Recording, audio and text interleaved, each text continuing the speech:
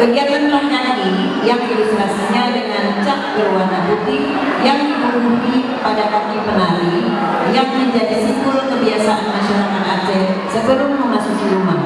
Selanjutnya gerakan hentakan kaki sesudah pembersihan dan juga mengilustrasikan tentang perjalanan kehidupan manusia serta hubungan interaksi antara Tuhan, alam dan manusia.